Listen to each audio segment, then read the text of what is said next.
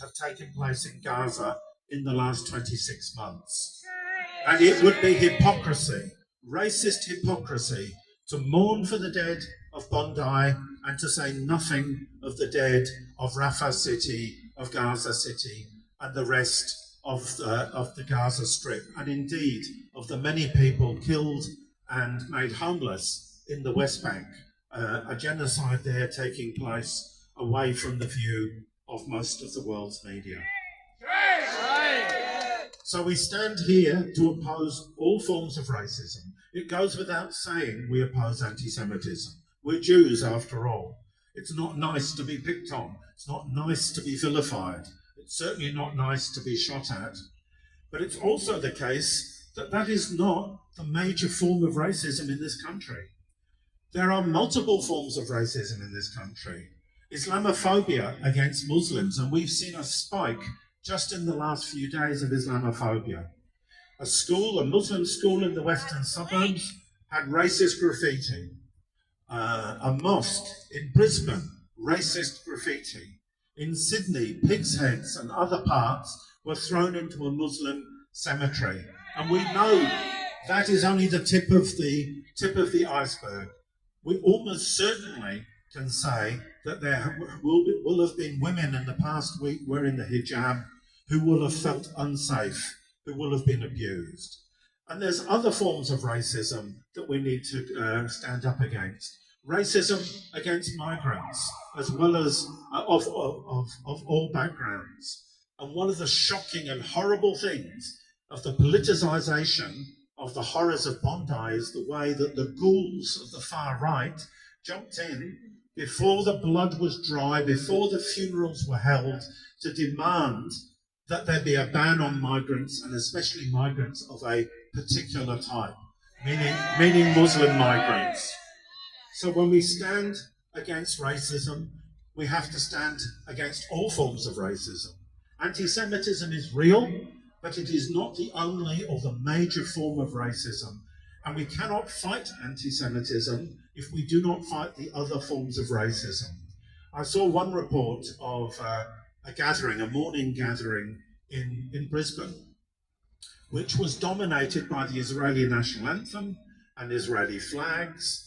The Jewish speakers did not acknowledge country. There was a general booing of progressive sentiment. When anti-Semitism is picked out and fought in that particular way, it drives a wedge between Jews and non-Jews. When the politicians, the people who are a little bit more sophisticated than Pauline Hanson and Bob Katter, start to talk about the necessity of cracking down on major rallies for Palestine, as if there was any connection between 300,000 people marching over Sydney Harbour Bridge, 20 of them Labour MPs, by the way, to their credit, as if there was any connection between that and what happened at Bondi. But people like Susan Ley and disgracefully Albanese, in particular in New South Wales, Chris Minns, the Premier, have linked peaceful, anti-racist, liberatory Palestine rallies with an act of horrific anti-Semitic massacre. There is no connection. And when anti-Semitism is picked out and Zionism is privileged, actually it increases the risk of anti-Semitism, because a number of people criticising or mourning the events in Bondi have said things have got so much worse in the last couple of years. Well, there's a reason, I think, why things have got so much worse in the last couple of years.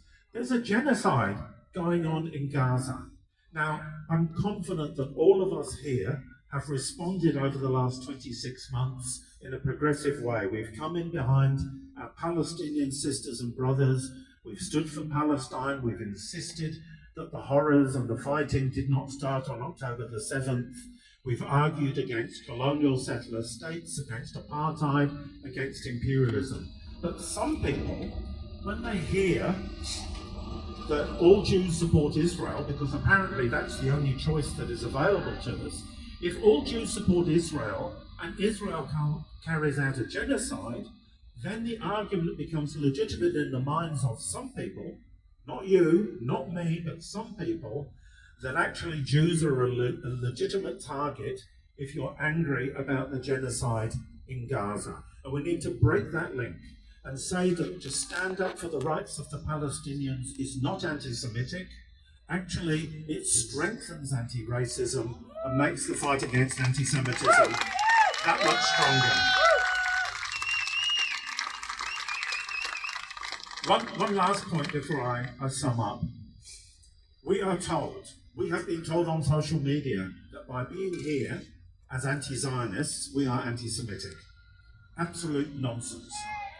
They are scraping the bottom of the barrel when they go for that argument.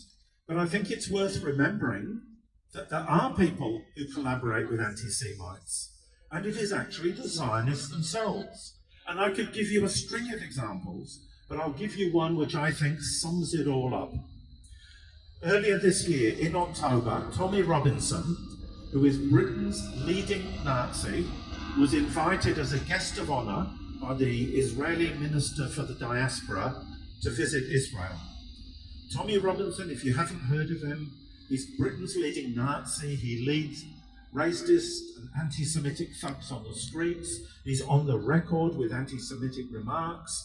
He supports the Great Replacement theory, which at heart is an argument that Jews are deliberately flooding the West with black and brown people and Muslims to somehow wipe out the so-called white race. He has backed all those arguments, and he was invited by the Israeli government to go there. He was in Tel Aviv in October. He spoke at a large meeting in Tel Aviv. One person stood up and said, "You're a racist, Tommy Robinson." That person was assaulted and spat on. Assaulted and spat on. And the Minister for the Diaspora said, "Tommy Robinson is a great friend of the Jews, a great friend of Israel. Sometimes you just know when somebody is on your side." Well, Tommy Robinson, the racists, the anti-Semites of every description are not on our side. They are not on the side of the Palestinians. They are not on the side of indigenous people. We can hold our heads up high and say we have rejected and will continue to reject all forms of anti-Semitism. And how dare you lecture us? How dare you lecture us when you do business with Nazis like Tommy Robinson?